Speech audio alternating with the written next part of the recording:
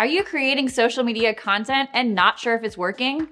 Are you tired of all the time you're spending spinning your wheels, second guessing your content?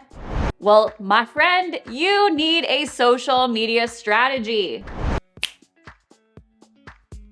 This is a plan, a guidebook, a rule book, whatever kind of book that suits your fancy, to creating compelling content that ultimately converts those looky-loos into lifelong raving and paying fans.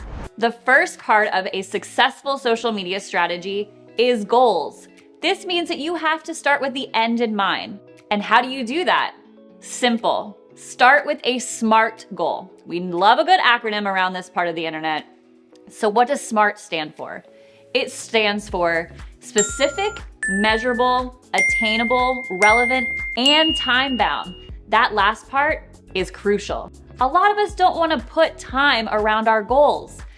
But trust me, you have to be able to be specific around what success looks like on social media. What's your why? Write it down and measure it along the way.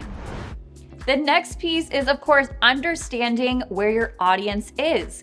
Who is your audience? Where do they hang out on social media? And not where you think they hang out, where they actually hang out.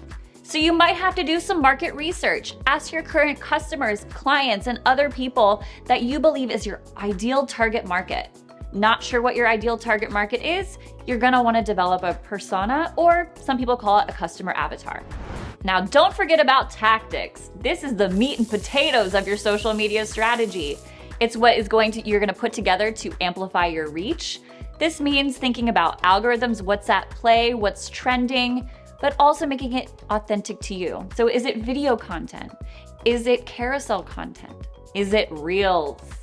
What are those specific tactics that you're gonna take to reach your audience on social media?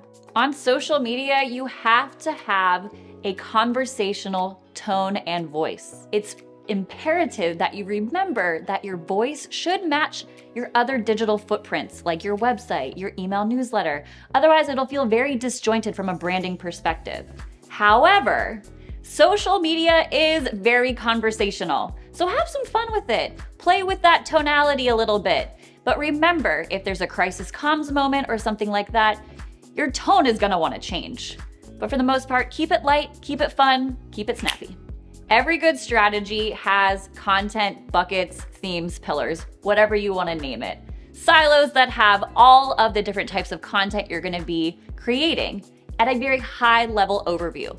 What are those topics? What are those key pieces of your services or products that make you stand apart from others in your industry? Write them down, flesh it out in your strategy so there's no second guessing what content you need to create to compel your audience to convert into a raving and paying fan.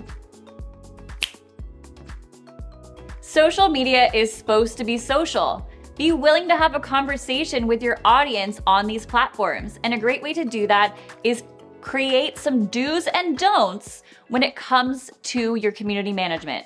How do you play on social media? How do you respond? And hint, you don't want canned responses. So next time you are someone sliding into your DMs, leaving a comment, have a conversation with them. Don't be afraid to be social on social. That's what we're here for.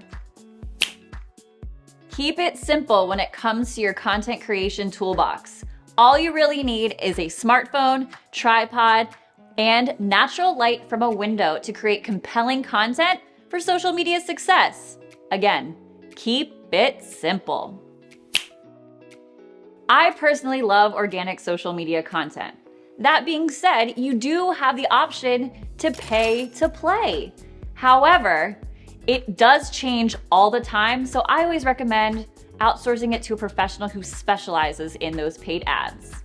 For a deeper dive on all things social media strategy, I invite you to check out the rest of the videos on the OSnap Social channel.